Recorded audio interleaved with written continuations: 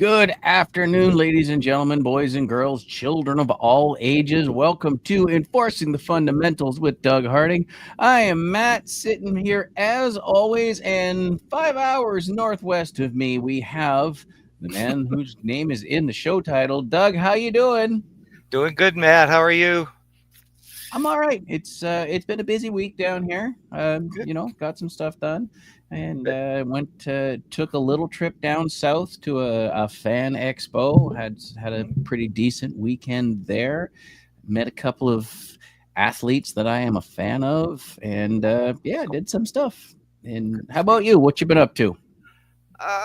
Not a whole lot. It's been really windy and really rainy up here at the lake, so it's good for BC. Keeps our forests from lighting up and burning off. So I'm not unhappy with it. One would hope. I spent, It's not the way it works, but one yeah, would at yeah. least mitigate it a bit. Well, it's you know what? Not too many years ago, 100 miles about the biggest town closest to us, they had to evacuate the whole city. Yep. So we're aware of forest fires in this area. We're only about 30 feet from the lake, and we've cleared away most of the burnable wood on our property. Hmm. Spent the first 2 years cutting down trees and making firewood and kindling, so that kept me. Ironically. Yeah, I'm making firewood now instead of letting it make its own firewood. Oh, absolutely. I Good mean, idea. A you lot of gotta. my neighbors did the same thing too. We all have pretty special property up here, and nobody really wants to see it burn. So we're No, all I pretty mean, careful about, what the rules and regulations for properties in terms of treating them to help, you know, prevent all of us mhm. burning up. So Yeah. Well, I mean, we have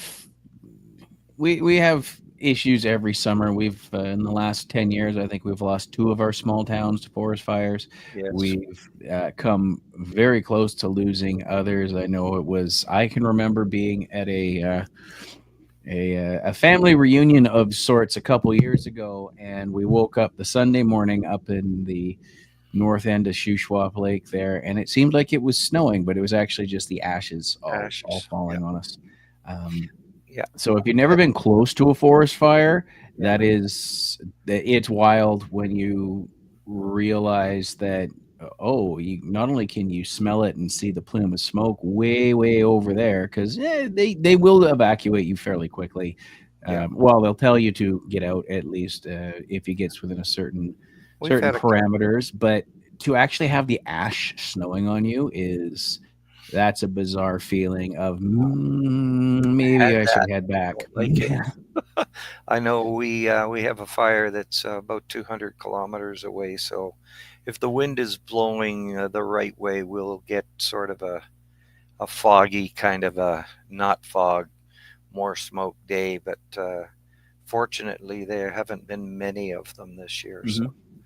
pretty happy with Well, I that. mean, I, I I hate to sound excited about it because it's not the case, but you haven't had many so far. There's still a lot left to come. We are doing a bit of January, so knock wood that everybody's safe. But it seems like this is the thing. I mean, just in January, we lost giant chunks of Los Angeles, and that Yeah, was yeah, so yep, yep. these So things it's are. the cities aren't immune. So uh, Nope, cities aren't immune. It so doesn't that's matter how yeah. much money you have or how famous you are.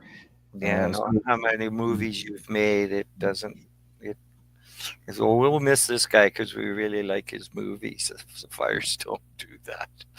No, no, they don't. It's so yeah. Keep your cigarette butts in the ashtrays instead of throwing them out your windows. And campfire season is only about 45 minutes long in BC these days. You get about 45 minutes towards the end of And it, winter, early it's spring. limited. You get about 45 minutes before it's too rainy in the fall. So, Mhm. Yeah. sorry for all Oh, you camping people there, but take your propane stuff. Don't use the wood. yeah. It's limited to what they call 3 foot fires. Can't Yeah. be any bigger than 3 feet. Something that with a bucket of water, it's drowned fairly easily. Uh, which is a little different than burning season, which comes just after the snow melts. I've had a couple of raging fires in our place. It Mm-hmm. comes time to burn up that, because you got to burn up the dead wood. Mm-hmm. You chip it. Chippings are nice, but you're putting dry wood on the ground. If it hasn't done its complete disintegration process, then And a spark landing on that, it's like landing on a bale of hay. mm-hmm. And you kind of got to be careful about what you're chipping as well, because some wood will just flat out react from being cut, like cedar, as you've seen. It'll just start Yeah.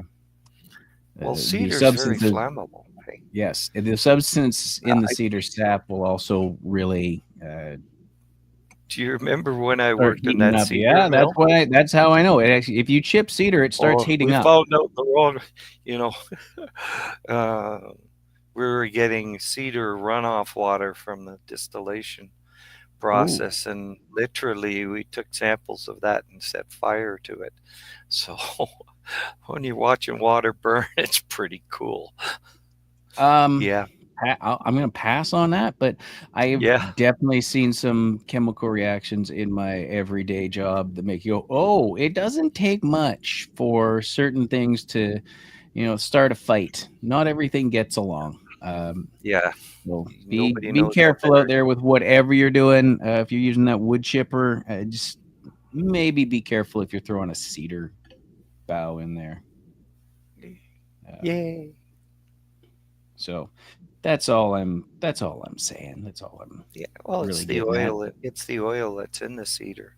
I Mm-hmm. mean, we distill uh, acres of cedar to Mm-hmm. distill the cedar oil. Cedar oil is very flammable. The Once the oil is out of that cedar that we used to just coat the field with, it's pretty stable. It doesn't burn any more than what regular wood would, but cedar itself, it has a lot of oil in the leaves. It has Mm-hmm.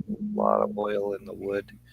And anybody ever bought cedar wood oil to rub up their cedar chest with, you get a brand new cedar smell back in. I tell you, that's where it comes from. So Yeah. So anyway, we got off onto a weird landscaping sciencey tangent there for the first 10 minutes. Um, I I think we might have jinxed the NHL playoffs there last week. It did the not best go team well. won, though, Matt.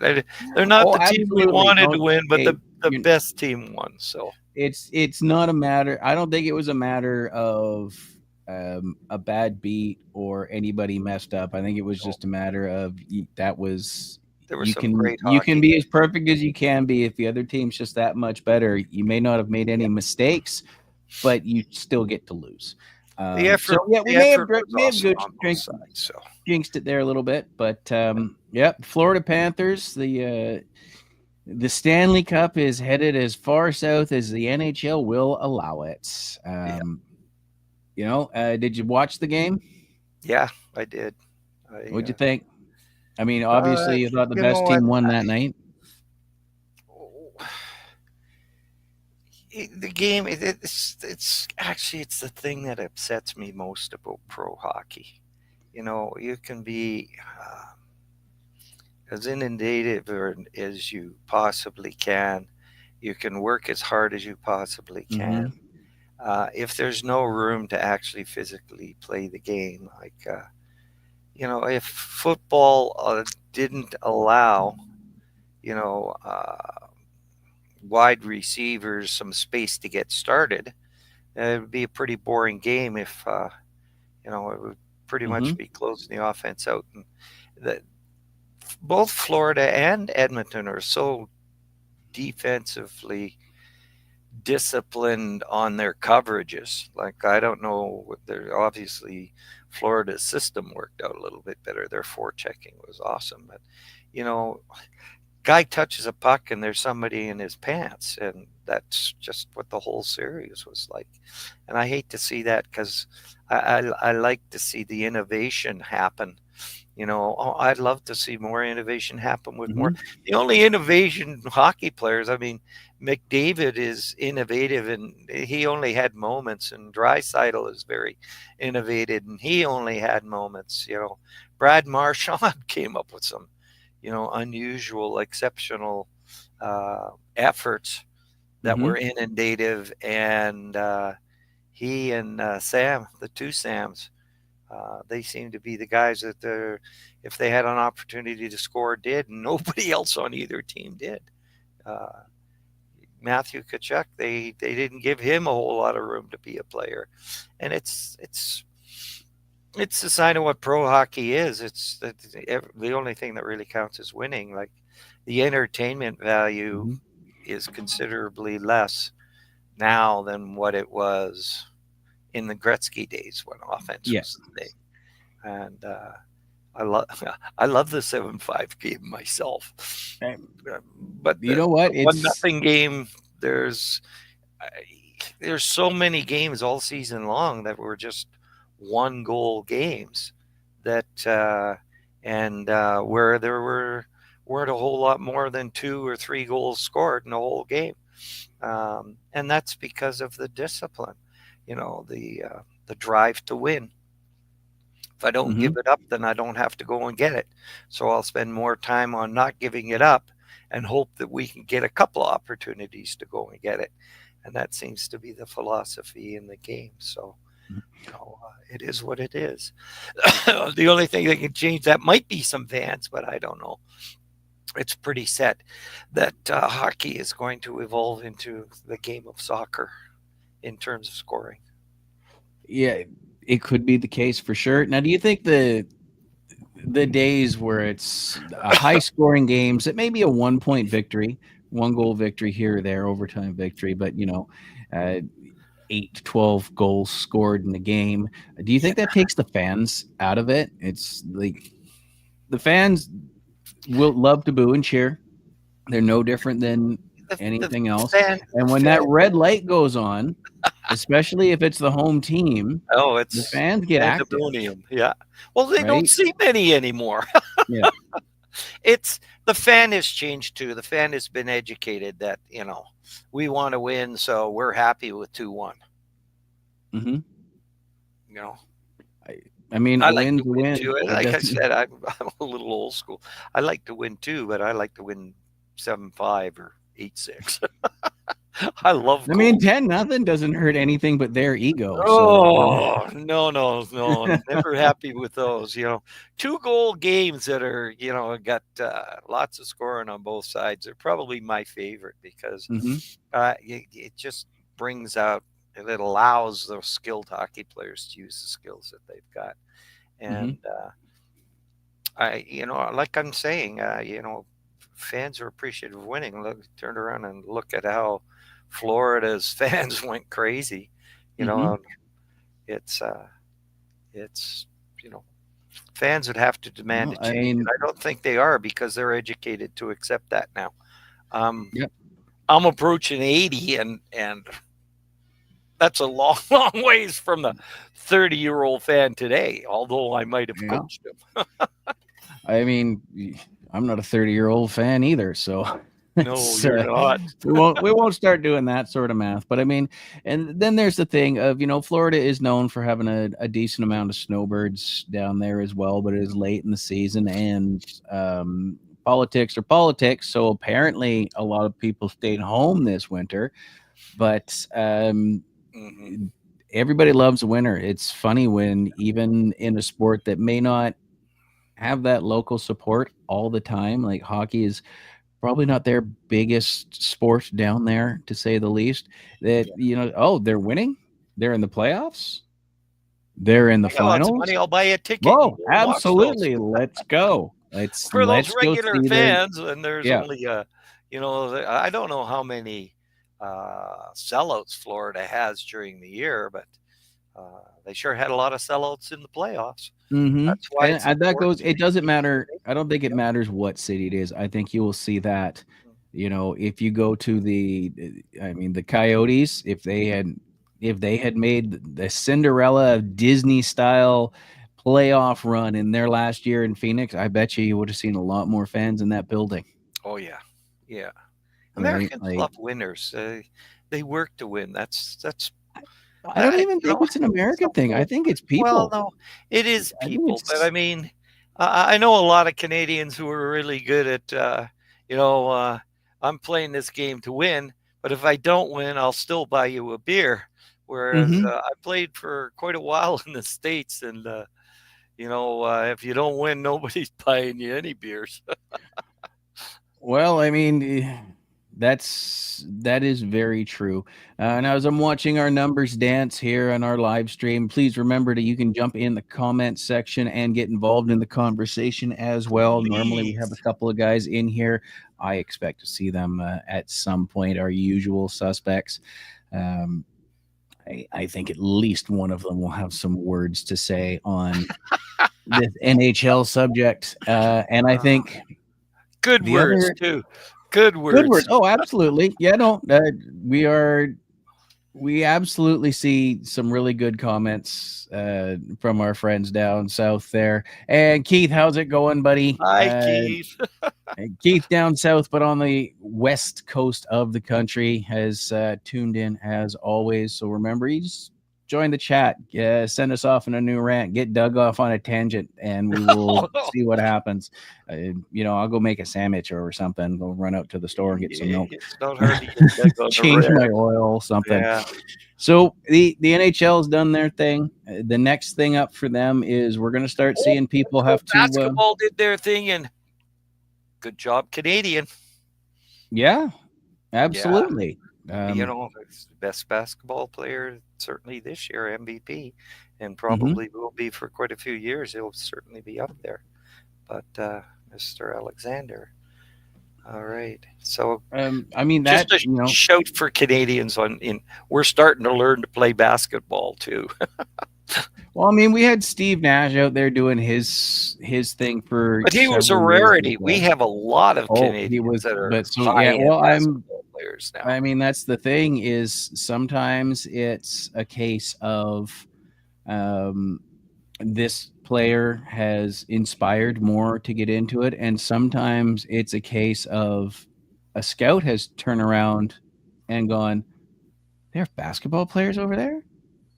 Oh my." Well, that was And you the big see this sort of thing in the music industry. I mean, let's look at the music industry in the early 90s. They stumbled upon a little band in Seattle that blew up big, and Nirvana had its day, and then they started sticking around Seattle and seeing what was going on. And a lot of that whole 90s grunge sound came out of Seattle. So Pearl that's right. Jam and the Alice in Chains and Nirvana, and it was one person or one group got noticed, one song got heard, one song was a hit. So they turned around and said, "Well, who else is out here?" Yeah. Yeah. And so it's hard to tell if it's a case of now the scouts are turning around and seeing Canadian basketball, eh? What else you got here? Yeah. I mean, you go into a thrift store and you find something, and you're like, "Oh, this is cool." Or like, I'm a comic book collector. I don't know if you can tell by everything behind me, but walk into a store and see, "Oh, I've been looking for this issue forever." Mm. It's not an expensive one. It's just a hole in the collection somewhere for whatever reason. And so then you start flipping through, well, what else do they got? So, I mean, that I don't know what the case is. I don't follow the NBA all that much. Keith is saying his NHL team needs major help. Keith, would that happen to be the Seattle Kraken, or are you going a Say little bit who? further away? Keith is an Oregon native, so I mean, it could be the Ah, Kraken. I don't know if he's no elsewhere more on the help than continent, down Vancouver in needs. LA. Hey, Yeah. I heard somebody say to me that's actually in the hockey know-it-all that Hmm. there's a potential that Vancouver get into a real rebuilding process. And I said, Vancouver doesn't do rebuilds very well. And I said, who are they thinking of trading? They said, oh, they could get a lot for Quinn Hughes. I said, well, Hmm. that'll be the last game I'll ever watch in Vancouver. They traded That Quinn Hughes. They got that rid is of a my guy last ballsy year, move. and that's Yeah, I mean, And no, Keith is saying it's the Sharks. So he went south. He went to Oh, the San Jose, the Sharks have Bay got a Area there. future. Keith, the Yep. Sharks have got a future. They got some really awesome young hockey players. I mean, their best hockey players are between the age of 18 and 21. So Hmm.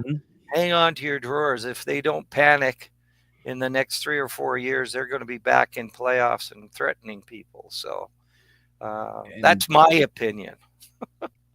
well, I mean that's solid. 'Cause, I mean, you're looking at these guys. They can't rent their own cars down there if they're a bunch of guys between 18 and 21. Some of them Yeah, can't even go out for a beer after practice that's or right. after the game legally.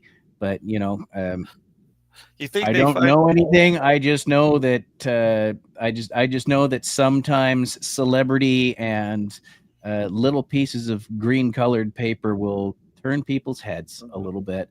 It's not always the best idea, but I mean the experience of being up there, an 18, 21-year-old will come, and as you were saying, as they start getting into that, their mid 20s on, like, yeah, it's yeah. like it becomes old hat. It They they becomes. they they have some of the strongest young hockey players, I think. From watching junior hockey, their ability there and what they did, the young guys in right now, what they did in last year, and they got more in the system coming along. So they had a couple of veterans for leadership in the game, a little Hmm. bit more strength there, which is a lot shorter trip to success than what some of the teams are. So Hmm. you'll get the opportunity to watch some really exciting hockey down there, Keith. So we'll watch. Yeah, Yeah. So I mean but like you said, they got to keep. I mean, it's you don't keep a team together season to season as is. yeah, That's TV show, that's film, horse shit. Somebody retires, somebody gets traded. There's always some tinkering somewhere on the roster. Um, would you agree that it's necessary to keep these core players I do. together and Well, enhance it, them? it, I mean, it you kind might of sacrifice one because you need something bad enough in another area, but yeah. sometimes you see at the end of the season, and it's one of the things that makes me nuts is when a team that has gone on, done well in the finals, say like an Edmonton, or even won it like a Florida, and they turn around and over the summer it's a fire sale. Yeah. Everything must go. Well, that depends on what age their team is at. I Hmm. mean, when you're talking drafts or you're talking trades, you're talking value. But you have to look into the future to see what kind of value you're trading away or what kind of value you're getting from the trade you're making. And that crystal ball, if somebody has a perfect one out there, Hmm. they're going to be very successful. But I know a lot of smart hockey people have ruined a lot of teams by thinking that it wasn't too old, so we're going to hang on, and it came apart, or it it is too old, and we move it, and it goes from add a few players being great to terrible. So Hmm. it's so the draft is a big piece of that, Hmm. that puzzle. Who do you keep, who don't you keep, and the unfortunate problem about superstar junior hockey players, superstars do generally do kind of make it, but there are a lot of guys who aren't superstars who go late rounds who turn out to be superstars. Hmm. And then a lot of those superstars that came in with what I call the 3-year advantage, if you're a first round NHL draft choice, first year, whether you return him to junior or keep him, is he good enough to play in the NHL?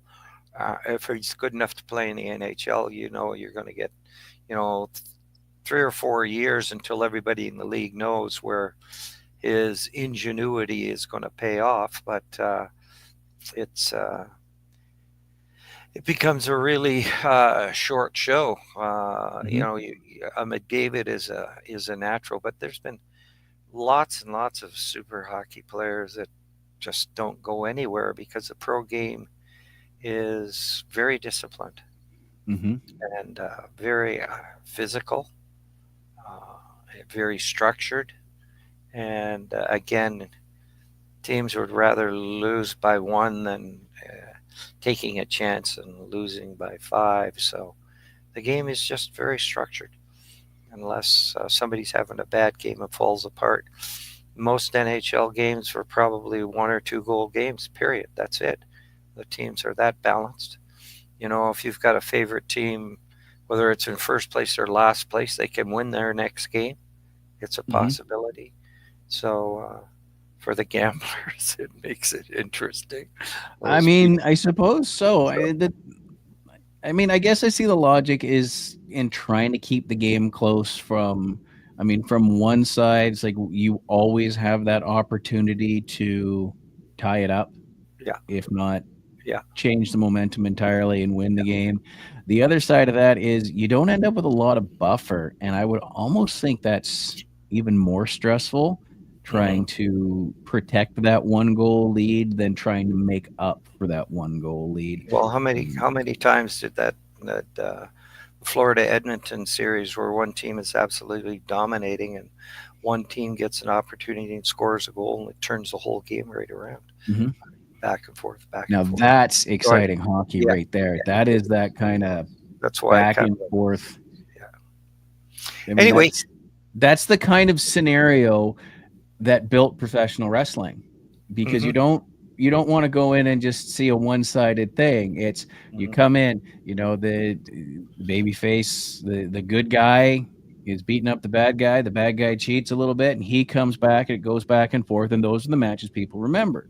yeah, And that's it doesn't matter if it's professional wrestling or professional pure sports. That's what'll get a fan involved. If your mhm, team is down by two and then all of a sudden it's just to one. I've hosted events at the pub and watched the crowd be like, "Oh, we're down by two. This is over.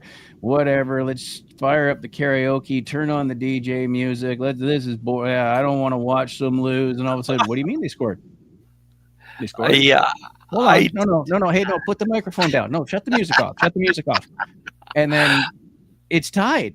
And all of a I sudden, the whole place is screaming and yelling, and shots are being bought, and everybody's on the edge of their seats, and they stay there yeah. until there's another It's happened to me twice couple of this goals. year. I Yeah. lots of times I go next door with my friend, our neighbor there. He's got a bigger TV than I do, and we watch hockey games together. Actually, we make a date of almost doing all of them. Mm-hmm. And there was one game where Vancouver went down by 3 goals with about Mm-hmm. a minute and something left to go. And I said, "Oh God, it's dark. I should get out my flashlight and walk home." And I did. And I just got home, and Roger calls me. He says, "Vancouver tied it up. They scored 3 goals like a minute, and then won in overtime." Mm-hmm. Like, you know, he Yeah, kicked that was my towards the ass end of for the about season two too. weeks for Yeah, having I left. remember. I remember seeing the Facebook posts pop up and the radio talking about it as like everybody had given up, half the people had left the building, and nope. I mean, And they came that is back. one of the Yeah, cool that's things awesome. about hockey That's a cool thing. Yeah, it is is. you can do that lopsided end of the clock turnaround. Mhm. You can see that happen. You're not going to pull two touchdowns out of a football game in the last minute. No, that's pretty hard. It's just it there's and you won't see it in basketball either. You definitely won't see it in baseball because of the way the games are structured. The the other side has it's a little more difficult to get that turnover. And the others usually in basketball and in football, if you just got scored on, okay, it's your turn with the ball. Go do Yeah, something with it. In hockey, it's a fair drop. The very next thing you do is you drop a fair drop in that it's not like they're putting the puck. yeah. It's not coming out of the net and everybody's, forced back to the blue line, right? That's right. It's a fair drop. And if you get that fair drop, you are fired up enough, Yeah, and sometimes there's something has to be said for getting in their head like that first one. Okay, we're still got two. That's fine. what just happened? A second one? And that'll get into guys' heads real quick. I can't imagine a goaltender is going to brush off two super quick goals and go, "No, I got this." Like what, everybody is going to be rattled at that point. Yeah. And to get that third one, it doesn't happen a lot. No, It really doesn't. it doesn't. Two, That's two, why it's okay. 3 goals ahead. I said, well, forget it. Three, I'm going home. I and guess that's I don't know. and they just and they did it. They pulled it off, and that's fantastic. That is cool under pressure. That is taking your shots, and you know what? Yeah, it's a little bit of luck too. You're getting the passes right, you're finding the openings right, and a little bit of luck, and a little bit of patience, and a little bit of skill, and it just all blends, and it just becomes absolute magic. Um, and to get back to Keith's point on the Sharks, he was sad when Thornton retired. I don't think he Oh, was the yeah. only one. Yeah. Joe Thornton was I'm not going to say he was he was a franchise player for sure. I think he was low key big time. Where it's like everybody, Joe Thornton, you're familiar with Joe Thornton, but he doesn't often end up in those conversations when you say names like McDavid and Crosby and Lemieux. That top, No, I think he was low key in that he was an same ultimate class. team player, though. Yeah. Man. I mean, like a guy up until the day he packed his skates and get everything that he could possibly give when he stepped on the ice. Mm-hmm. He's one of my one of my favorites from the Shark days, and Mm-hmm. it's he's an exceptional talent, very very rare. I mean, like to have him in a dressing room gave the team that extra goal that they needed every game Mm-hmm. that he played. He was just there and he was going to give you everything, and you just trotted right along with him. And he played with some pretty good hockey players on that team too. But I think Mm-hmm. they all made themselves better, and they've all made the players underneath them better, Mm-hmm. through their skill and through their dedication. I mean, they had some impressive teams down I there in mean, the time. and you hear stories too about him being a locker room leader with guys Very, very much so. over From the years. everything Like, oh I've yeah, heard. I was, it's like guys like, oh, I was had this going on, that going on. Joe talked me through it and did all this, and he just led by example, and he was that guy. Yeah, If you're gonna yeah, make a film, it's the kind of player you want, yeah, right? Because it's not just, oh, I stepped on the ice and it was pass the puck to Joe. No, yeah. it was No. Joe bringing the rest of the cast of characters together, the rest of the And players using being on the and same thing. using And them. A lot of superstars, mhm, they have confidence in their own ability, and sometimes superstars have less confidence in the players mhm, they're playing with. That's why teams try to put people that are compatible to superstars on the mhm, ice, guys that can finish the hard work that the superstar has done, or guys who aren't going to complain because the superstar never included them. mhm. So it's hard to play. It's hard to play in there, but Yeah, and I would think when you have that unselfish superstar there, I would think there's a particular stat you could look at to mhm. measure it, and that would be assists. Yeah, yeah, I mean, look at Gretzky. We talked a lot about Wayne over the shows, especially around Ovechkin breaking the goal record. But cool, Ovechkin's got the most goals in NHL history. People are still hundreds of assists back.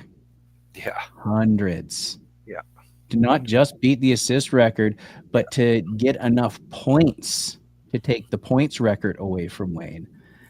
And that show tells me that Wayne was one of those kind of guys. It's like, you can shoot it. Let me give you the bullet. I'll load the gun. You shoot it.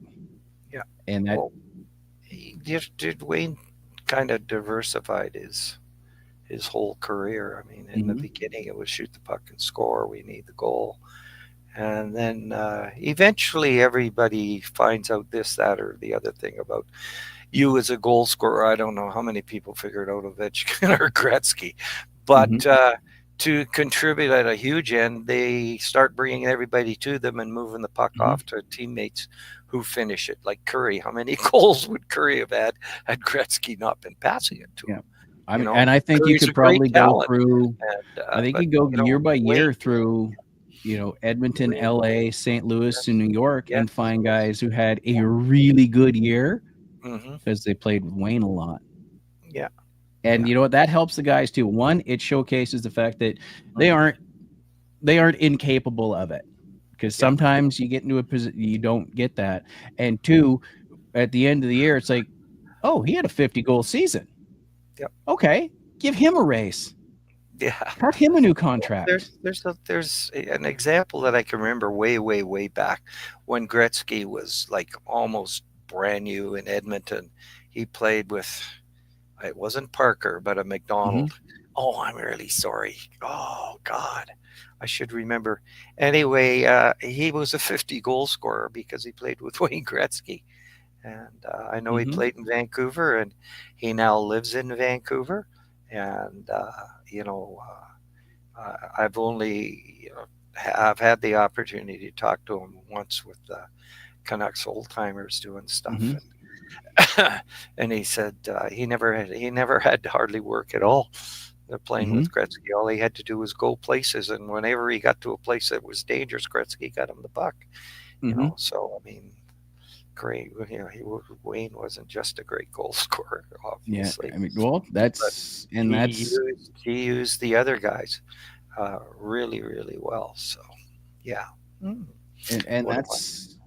that is a huge part of the game. It's so much is made, especially when you're younger, about you want to you want to have the game winning goal, you want to have the series winning goal, you want to get as many goals as you can. It's like, sure, how are you going to get the puck there? Are you the Hmm. guy that can get the puck there? Are Yeah. you, are you if you get to that spot and you have the right line mates, your life can either be very, very good or very, very bad. If you can't get to those spots, if you maybe don't have the line mates, it may not work out well for you. If you're in a perfect spot and you're a superstar that can always get his hands on the puck somehow is more interested in Yeah. trying to get it Another into the player five hole than like Gretzky as far as assists goes, Adam Oates. Uh, Mhm. Adam played in Oh yeah, St. Louis, and he played. made a He career out of that feeding Brett guy Hall. that guy was amazing, just absolutely amazing at making a great play out of absolutely nothing. Everybody's boxed in. He could always find the Mhm. little hole, and Gretzky was good at that too. I don't know how many Mhm. times I saw both of them pass a puck through three sticks or four sticks and Mhm. dead on somebody who's only got to receive the pass and motion towards the net and it's gone. But Adam Oates is a player I used to love to watch too. So I closer mean, to I my guess there's probably been incidents where guys are out there on the ice and all of a sudden it's like, how'd the puck get on my stick? All right. Yeah, you have to stay awake. Yeah, Yeah. I I know. mean, if you got a One of guy the that can guys, target those passes, yeah, one absolutely. one of the guys that I knew fairly well, a little bit in junior hockey and a little after, and then after his career with Garth Butcher, and Mhm. he used to talk about the players that he played with in St. Louis, and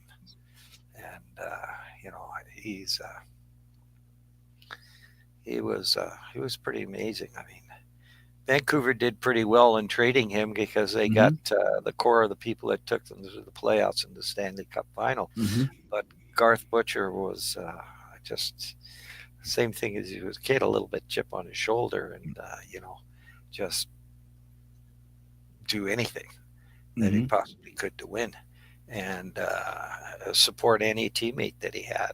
He showed that pretty much both in Vancouver and St. Louis, and I think he played in Toronto after that too. So as the dressing room kind of a leader that did all the jobs that was required of his position to do. So he made them the captain in St. Louis, and that was a pretty good team. Yeah, we keep saying St. Louis like we're trying to summon Jeff, and maybe it'll work. Um, Jeff, stay away. We're talking about St. Louis. I don't want any critics. oh no, he would probably agree with you. He's got a solid mind for this, but He does. um, He does. life tends to happen. So if I'm sure he'll listen to this, if not live, I'm sure he'll be listening to it later, and I will get some Well, feedback I from want him you on guys to that. send me some questions. Like, you guys all must be pretty tired of just listening to me ramble along here.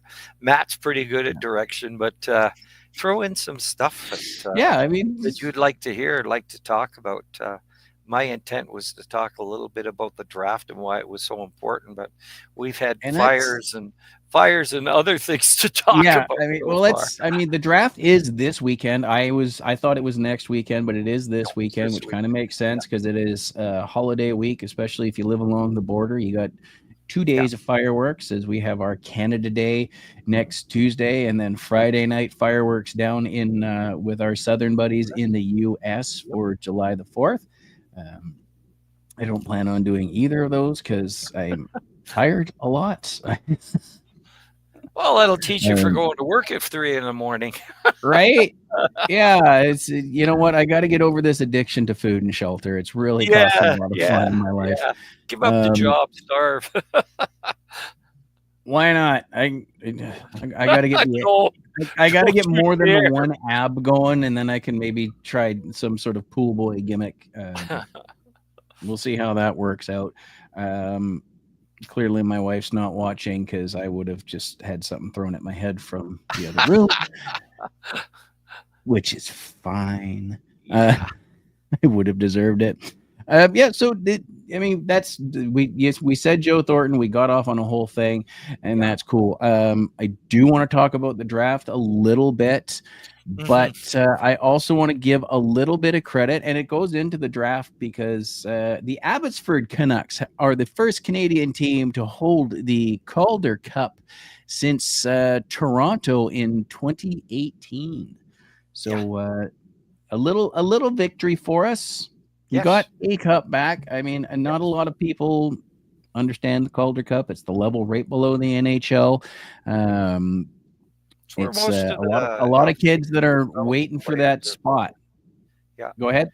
I know Vancouver called up quite a few of Abbotsford Canucks to play with them when they were Hmm. shorthanded this year, and they're a pretty impressive group of guys. Hmm. It's I guess you can say the hope might lay in the farm right now. I, I hate to. It's just sometimes the way Vancouver management talks about um, their their existing assets and what they can do. Like Hmm. there doesn't seem to be as much I don't support for guys like Sherwood and some of the other guys um, that you're downplaying their value if they're saying, "Well, we got to trade away our best players to become a better team." Like that's a terrible position to be in. Like Hmm. that's a little bit like saying Edmonton. Well, we got to trade away McDavid and Draisaitl to get better. Like I don't know. Yeah. I See, don't that's know. that's one of those things. Going back Yeah, to what I was saying I'm earlier, not is so like sure that's going to do that's got that. to be a balanced risk. Do you trade them Yeah. away, or do you go a little bit further down your stats sheet and trade away somebody else and try to build around them? Yeah. Well, But unless they I mean, know it's something about David not signing again in his next contract, or about no, Hughes not signing in his next contract, you certainly don't want to lose them for nothing because no, they're assets. They're huge assets. and And I mean there's the little rumor mill that sometimes I can rely on that's not too bad. Saying that, well, Hughes wants to go and play with his brothers, and if hmm. so, it'll be hard for Vancouver to re-sign him to one more contract. He's gonna, you know. But I mean, taking nothing away from the Devils, but boy, they do that. Their salary cap is gonna go into orbit because if I were him, that would great. I would want to go and play with my brothers, but I'd want to be paid what my value, and my value Hmm. is pretty much what Vancouver's paying him. They could Hmm. actually probably pay him a little bit more. I mean, he is noticeably in the top very few defensemen in the NHL, offensively gifted and being able to captain and steer your team. So I would be remiss to not doing everything that I possibly could. I know Quinn Hughes is just a work ethic guy. He just never stops working at getting better. Hmm. And to lose him would be devastating, I would think, to the organization, because he's come into his own in the last couple of years. In the next 5 or 6 more years, he's going to be, you know, again, one of the top two or three, one of the top 1 through 3 defensemen in the NHL. I know Cale Makar really well, Hmm. so it's hard for me to run comparisons. Um, but Hughes is an incredible value, not only because he's a great player on the ice, but he sets a real standard for work off of the ice, and Hmm. the amount of dedication and time that he puts into his game. And I that From is what important. he's always learning, and I'm only getting this from guys that are around the club saying the good things. So, Well, and I mean, there is definitely something we say for, if you've been around the league for a while, like McDavid. I'm going to switch off Hughes for a little bit, but it, you know what? I came so close 2 years in a row. I I I don't yeah, think I don't think this is going to get there. I don't think that third year is going to happen. I want to go somewhere where I can be a big component to a perennial cup contender. I mean, look I at mean, those Detroit and Colorado teams of the late 90s, early 2000s. You had some big name players mhm. on the top two lines, and it was almost watching two all-star teams at certain points. And you get little components over here. It's like, cool, I got my ring finally. There's something to be said for that satisfaction not being there. There's also, to go back to Hughes, there's that you a ring isn't gonna not this ring isn't going to Yours give is a me little this. small compared to theirs. Very much so. It's the A ring isn't going to give me the same satisfaction of being able to play a season with my brothers over here. Mhm. And Or career. to your to your point of, but will their salary cap, you know, uh, end up being completely maxed out to pay him what he's worth, or is he going to go, I'll take a pay cut if I can play with my brothers for a year? Mm. That's Paul interesting because. Correa took a huge pay cut Hmm. to play in Hmm. Colorado. I mean, Hmm. he went from $10 million a year to $1 million, or that's That's. yeah, that's a huge pay cut to play with somebody you love to play with. Yep. And I know that And whole family really well. I know Paul, Stephen, and Martin. I've done lots of stuff with them and their mom Sharon, hmm. and their dad Yeah. when he was with us, and it's just something that he personally really really wanted, and boy did he get slaughtered Yeah. by the NHL Players Association. You Like, know what? It You can't put a price on some things. yeah, It's can't. if you're willing to play for less so that you can hit some personal goal of playing with so and so, whoever it may be.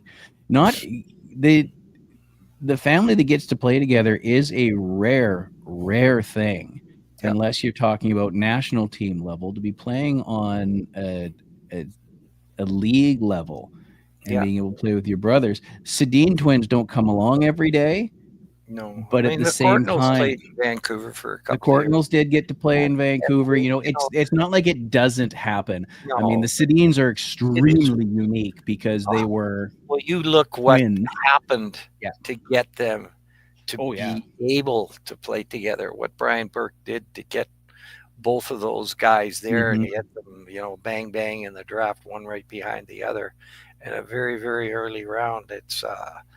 I don't and think got anybody's been crucified able for it. to do that other than scooping the Pavel Bure because nobody knew he was draftable but Vancouver. So Yeah. kudos to them in those days. Yep. But I mean, the Twins were and Burke were crucified. Yeah. It was a couple of seasons before they had really proved their worth to the Vancouver fan base. They left heroes, but them being Twins, much bigger problem because they're draftable at the same time. Yeah. Like you would have almost guaranteed is like there's no effing way anybody's going to be able to hustle to get both of them. Yeah. Burke did it. He did. The Courtnall brothers, there's an age difference, so Yeah. different entry. It You know what I wasn't mean? that The Kachuk great. brothers are out there doing it. You look at Jeff, he turned around and as a 19-year-old decided to stay and play junior Mhm. hockey because his brother had been listed by the Victoria Cougars, so that the two of them be able to play together, Yeah. in Victoria with the Cougars. I know. They'd go I back had into to the go archives. against them. I'd had them both all the way in minor hockey and junior hockey, and now they're both on the other side. It's like I told Jeff when he was on here. I spent most of my games against Victoria kind of hoping they do really well, but the team would lose. Yeah. Yeah. And like Jeff on record, go back in the archives and listen to the show, said that the reason he didn't go to UBC as he had planned was because he had that shot. He had planned to go get his education and play for the UBC Thunderbirds, had the shot, gave up the education. Mm-hmm. It worked out for him. I mean, 17 years in the NHL is nothing to sneeze at. I'm really, really sorry about the concussion issues that Jeff had because Jeff was always a late developer, even as a kid. And his last year and a half in St. Louis was incredible. It was superstar caliber. And then he can't play anymore because of physical issues, concussion. And that is. I think he would have been, if he'd have lasted 5 instead of a couple of years more, he'd have really put up some numbers. I think he was very underrated as a part of that that Canucks squad that went to the playoffs that year, and a very underrated portion of that team. Period for his duration here. His career though speaks for itself. He did really well. All right, let's get back to the Abbotsford Canucks in our last couple of minutes here. All right. We're talking about we got the Canuck part right. So it's so in our final game here, the Abbotsford Canucks, the Charlotte Checkers. That's an interesting name for a hockey team. It's been the same for a lot of years, though. Yeah, Hey, I think that's fantastic. I'm like, I get what you did there. I don't know. Maybe they didn't like chess, so they call themselves Checkers. Well, I mean, you also kind of go think it's like, we're going into the boards tonight, boys. Watch out for the Checkers. Watch the incoming. Congratulations, get into that corner. Awesome job. Yeah, Abbotsford did it. Not only that, but they basically, as TSN is putting it on their website, they spotted the host Charlotte Checkers 2 goals. No, they were down 2-0. All kidding aside, they were down 2-0. They came back to winning Game 6 in Charlotte. That's more to the point of the absolute stupidity you hear. It's like, oh, they wanted to lose so they could win at home. Nobody does that. Nobody does that. The quickest way to tell me that you eat crayons and lick windows is to use that phrase seriously. Not to be outdone, MVP was the goaltender Artur Silovs. I'm probably mispronouncing that because he is. Well, you look up Canadian. what he did for Vancouver in the playoffs a couple of years ago. I am looking at a couple of stats here. Same goaltender. Maybe he is going to be that goaltender now. 16 wins, which tells me he won the series every time. He got all 4 of those wins per round, including 5 shutouts. That's pretty nothing to sneeze at. And a .931 save percentage. Holy cow. This guy had a magnet in his chest is what this is telling me. It just some sort of gravitational force. That puck was not going by him. Yeah. Um, and then we have, Vancouver's got three incredible goaltenders. Now, Seeloff oh yeah. wasn't very consistent when he played this year. I mean, he was given the opportunity right off the bat, but Vancouver has. I'd hate to see them move one, but I mean, they have incredible value in one of those three, Mhm. and Well, you I mean, know, it's that's the thing is, do they roll the dice and use that um, as a means to shore up something they already have going on if they're considering moving another player, or is it we're not giving up nothing because we want to have this goaltender in our back pocket because we need somebody with a magnet in their chest plate mm, that can keep the puck out of the net while we tinker with the front line. yeah. Vancouver has a bad history of trading away goaltenders Mm, right before they get super, super hot. That is mm, a decades long. I don't want to call it a tradition, but it's almost how it's worked out. I mean, no disrespect to gold no. medalist Roberto Luongo, but I mean, he had his trials and tribulations here. Kirk McLean obviously did quite well for the franchise, Hmm. but they had a tendency to get rid of a goalie and that goalie to blow up somewhere else, at least for a season or two. And it's like, okay, cool. Fuck, probably should have kept that one. That oops. But I mean, I don't think you can. Yeah, You it's obviously can't choices. predict that. That can happen to anybody. Goaltenders are unique because, as we mentioned before, sometimes you send a skater out there, and they are on a line with somebody that's just like, oh, I can get the puck over there. Watch this, and it just appears on their stick, and they have a fantastic season. Goalies are a little more unique in the respect of you can put a bunch of people in front of them, but how are they going to behave when the people in front of them aren't there, Yeah. aren't on top of their game? Yep. Um, it's a tough position. There's hours and hours of goalie talk involved there, but oh, pardon me. I'm not even drinking, and that went down the wrong pipe. Let's see what else we got here. Arshdeep Bains started Game 6 with 17 assists. That was the most in the playoffs so far. Added two more, finished with 19.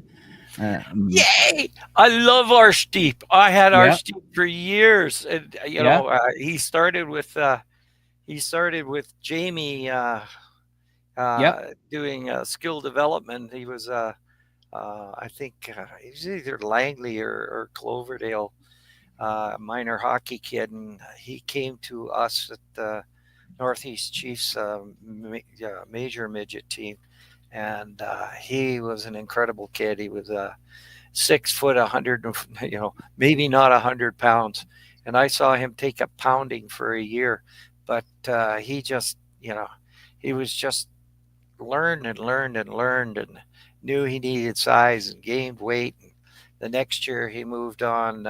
He played with the Giants, and then as a 17-year-old, he ended up in oh goodness gracious, Red Deer. I played in Red Mm-hmm, Deer, and every year he got better and better. Still undrafted. I don't know whether because he was such a skinny, light East Indian kid. I mm-hmm. didn't like to use that word, but I've near punched out a few people for them calling him that. You know, and has his There's last worse things you can say about it, but I mean, if you hadn't, there's worse things you can say about it. I mean, you're not being mean or yeah, no, anything like but his that about last it, year in but just in case anybody was confused at the name, yeah, and that's great. Go get out. yeah, yeah. Can you play hockey? Good.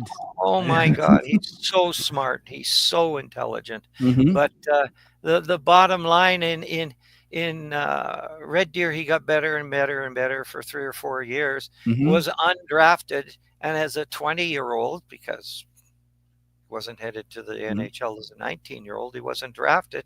He wins the Western Hockey League scoring championship, and Hmm. Vancouver, comes a look and a local boy that. shows improvement each and every year. He shows improvement every time he steps on the ice. Uh, oh, I'm prejudiced. Does my prejudice show? Um, they took a No, shot on no, him, got him you're drafted. Now biased. he's You're just a biased. huge. Yeah, Hold on, bias. time out. I need to clarify that you're biased.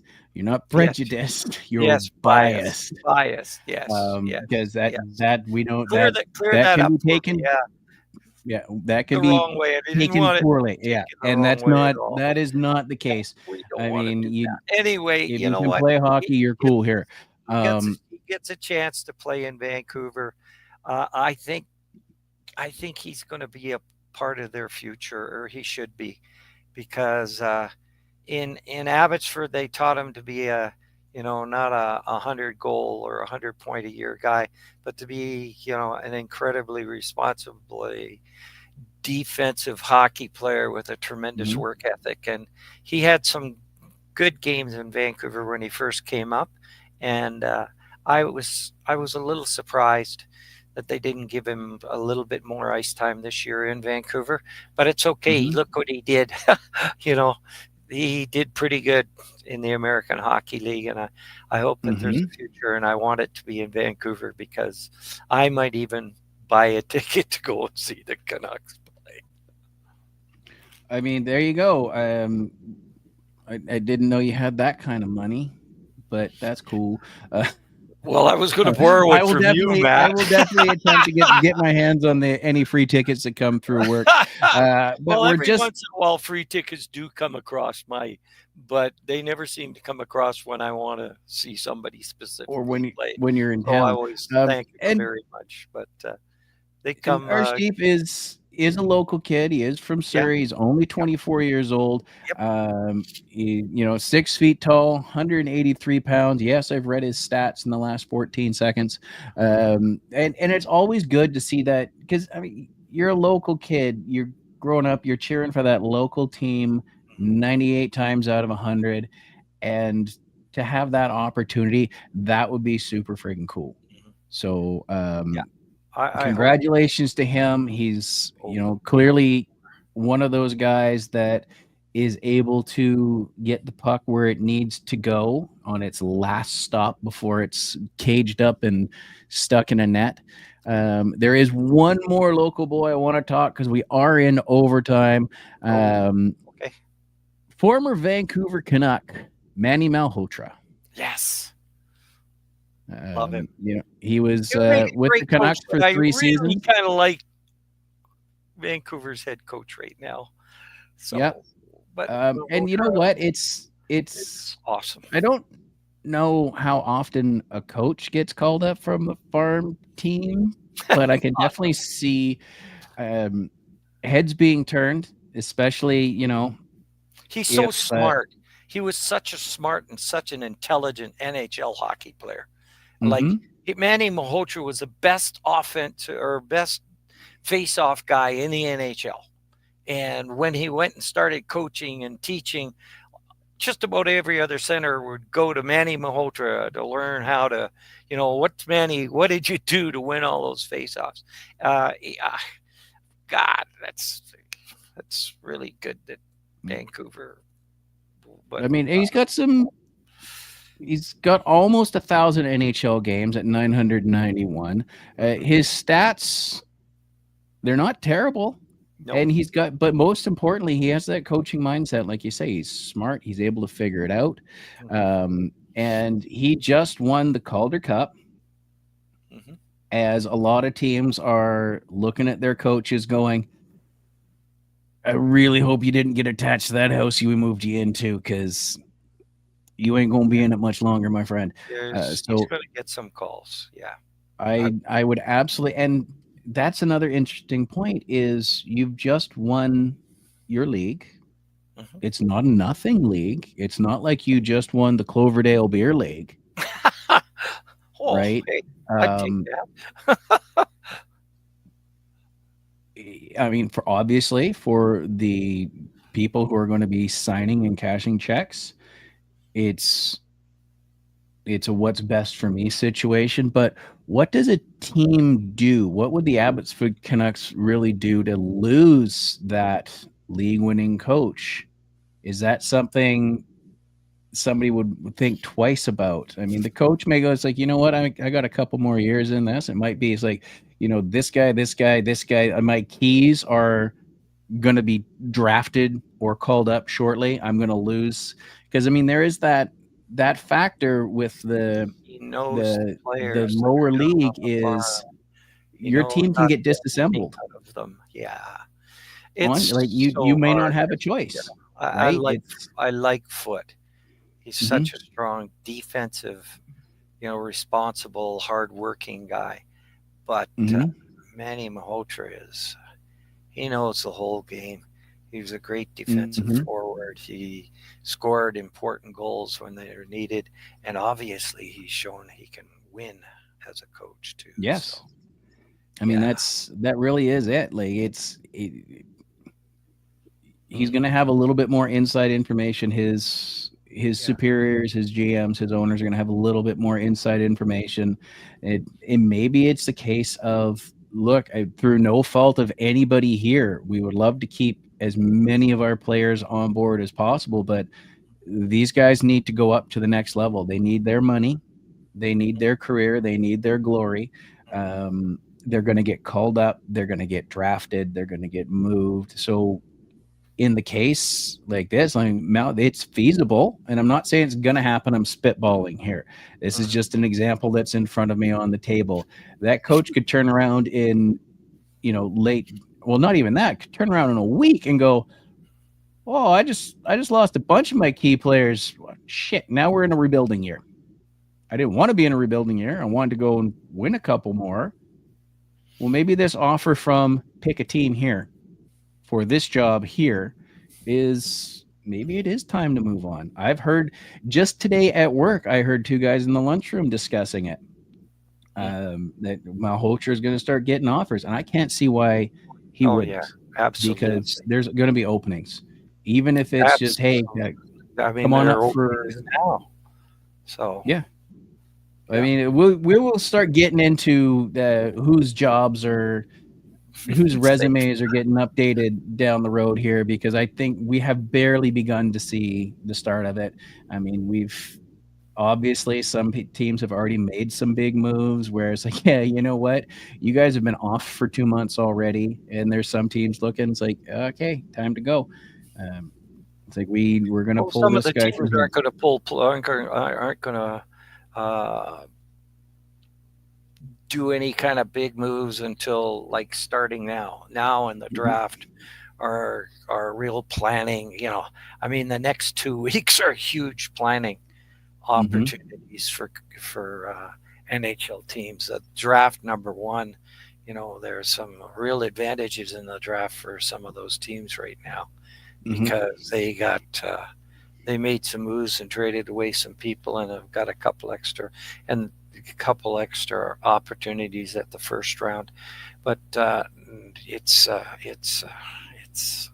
really going to be Hmm. something of interest to see what's going to happen. And as far as coaches go, if there's a coach like Manny out there that's available, and I know he's had opportunities before to be an assistant. I don't think he's looking to be an assistant anywhere. But some teams out Well, there, you know, for what I sometimes you just got to be want your looking foot in the for a door and you deputy take that, and part-time other coach. times, Yep, it's yep. hard to go, I just won this league and you want me to be an assistant. And other Mm-hmm, times it's like, hey, I just need my foot in the door. I just won this league. This is a foot in the door. mm-hmm. Um, let's figure it out. So, I mean, every Yeah, situation is going to but be he's different. been an I can't, assistant in the NHL, and I yeah. don't think he wants an assistant's job again. Well, He's that might be, a very intelligent guy, and where he was when he was an assistant, I don't know whether the head coach that he had was probably not somebody well, he might let's, think along with. So yeah, we anyway, may not, we can talk but, about this later. Well, when we oh yeah, find we out can where get down to Manny's that because going. yeah, when or where or where not. I mean, who Yeah. knows? I can't imagine, however, that somebody won't be sliding a pen and a piece of paper across a table and going, well, what would it take? Um, Yeah. so I hope that's they. that's all For off him, I season. hope they do. For Hmm. me, I hope they don't. Yeah, I mean, I like it, him in it's hard to be Vancouver. a it's He's hard to be a teaching fan. Vancouver players of the future, and you Yeah. can't have a smarter guy doing that. Yeah, I So, mean, it's hard to be a fan. It's hard to be. I mean, I'm sure the Canucks organization would be looking at that, going like, "Please don't, uh, please, yeah. you're doing a good job here." And it's like Mhm. I got to do what's best for me and my family. So yeah, sorry Yep. about that. Yep. But I mean, the other thing I can't fathom is how a lot of teams have not had the pressure of the last couple weeks in hockey. They've had at least a couple extra weeks, if not a couple extra months, to plan for their draft, Mhm. to start looking at restructuring, to get contingencies, to have a plan. It's like, okay, well, when we can trade people, we want to trade this for that, and we got this, and we have this we can get rid of. We want this, we got to shore up this and that, and then so and so in the draft, and this pick and that pick, and yada yada yada. But when you're looking down that entire list, I cannot imagine the absolute chaos and uh, just 24/7 rapid fire blitz of right now and next week that Edmonton and Florida's scouting and management would have had to been on, because they're focused on we're in the finals, yet they can't Oh, ignore the different fact that different 2 weeks staffs after the finals is the draft. different It's not even staffs two go, Matt. weeks. Yeah. Yeah, I probably. mean, they have very extensive scouting staffs that are out on the road all the time. I did some work for NHL Central Scouting many years ago, and There's you're on the road a lot. I didn't stay there very long. I was stupid enough to want to get back into coaching. So, but uh, there's got to be somebody that's got to balance that, though. I mean, it well, no, all there feeds is, up to and somewhere. the general managers hasn't got a whole lot of work to do during the Hmm. playoffs, but he has a whole lot of work to do in terms of preparation, because preparation for the next hockey season started the day that their season ended. Hmm. For Edmonton and Florida, it's just starting now. For other teams that have been out since the first round, Right. they're and they go 100% prepared into the draft, knowing what they want. The Hmm. problem is a lot of that never becomes available. So you have to make switches. Like some kid that you plan to have, he was available, just 4 picks before you're about to pick again. Hmm. Gets picked just before you get to pick again, and now you got to be scrambling right straight through to find out who was your next pick. I mean, they have a pretty strong list supported from year round play from their scouting staffs and from companies Hmm. like you know well, what used to be here is Central Scouting, independent companies that are offering up their opinion of what the market should be. And they have a lot of comparisons. But I mean, when they hit that draft table, both with trades, they think, I know some people say, why do they have to be so dramatic? Like they're calling this general manager 3 minutes before they pick or that. That's because all of a sudden what they were looking for isn't available. Yeah. So you got to find it, and you either got to find it through a trade, or you've got to find the very next best young, untested hockey Yeah, player you got to have. to I balance mean, your sometimes whole you can. future on. I would imagine you can go in with a list of contingencies, and all of a sudden you're looking at it. To me, I think that would be the best part of buying a ticket and going to watch the draft is Yeah, just to look around and see somebody at some table go, ah. panic. Yes. Oh, there's lots of that. There's lots of that. I'm sure Everybody there thinks is, they're but they're never going sneaking to show one it on underneath that TV. nobody else knows about, and they find out, oh my God, he's gone. So we had planned him to be here and Yeah. him to be there. So for those kids who are drafted, you know, I I've known some very good hockey players who are really upset because they don't get drafted in the first round. Yep. That's just a longer term commitment at look at you. You know, Yeah, I mean, there are there's lots that. of There's players who also are drafted in the late rounds. Show the dedication, show the work, go and do the things that you can do.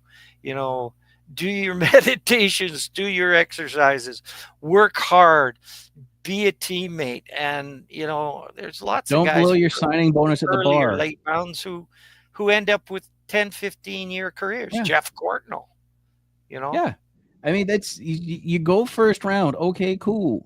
Hmm. But are you going to capitalize on it? Are you going to blow your signing bonus at the bar? Are you Yeah. going to end up in a car accident because you got a nice shiny car and wreck your knee? Bike Are you accident. going to get in there, come in with all this pomp and circumstance, and discover that you are a little fish in a very big pond and you are not ready yet? How No, many first round picks, how many first overall picks have, found out just exactly that? And it's gone. And then, as opposed to some of the guys that are a little bit further down the list, they might be end of round one, round four, dead friggin' last for the entire thing. And they do pull out a undrafted. 15-year career. There are undrafted players who turn around and go to the East Coast Hockey League for a year, Mm-hmm. do really well, go to the American Hockey League for 1 or 2 or 3 years. And then as a 25 or 26-year-old, they're getting their opportunity in an NHL. And the work ethic that they've showed over that 5-year period of where your career is over, it's not. And they have, 10 or 12-year careers after that. There are a few of those out there too. So it's all I in mean, what your let's. attitude is and how well you're willing to put at it. I mean, you just hit the nail on the head because, as you said, some of these kids are coming in young. Some have to go and do that. Archdeep Baines, to put a button on this, 24 years old. So did he come out as a teenager and get in there? Nope. Nope. Nope. But is he probably, mid-20s, a little more Mature. mature, emotionally, mentally stable, Well, he understands what learned, the NHL game is, which is different mhm, than what the junior game is. So and I is hope now that a little bit better prepared to be there? Sure. here comes my bias. I hope he has a 20-year career so he can go till he's Good. 34. Yeah. Good. Ooh. Let him. You know what? It's fun to watch these guys. Like, I remember watching a young Jaromir Jagr because that Pittsburgh team was one of my favorites when I was watching on a more regular basis in the mid '90s. And Entertaining. Jaromir was in the NHL to just a couple years ago, and that He's still, was, he's I still mean, playing. oh, he's still playing. He's He's over in Europe. I think he's in. won some championship this year. Yeah, I think he he's still actually playing at a owns high a team level. that plays with it. So, yeah. All And right, how we old is are he we are now? 50? Oh, we're way over time, Matt. we are at the almost the dead last minute of the first overtime period, so we are going to let this go. We're probably going to skip next week, ladies and gentlemen, just because it is Canada Day. So there will be barbecuing and stuff and all that going on. And we will get back. We're going to get right next time we're back. We will get right into the draft. We'll see how it's worked out. We'll start looking at Yeah. whose laundry is turning different colors and whose house might be up for sale. So thank you very much for joining us and putting up with the overtime. Congratulations to both the the Florida Panthers and the Vancouver.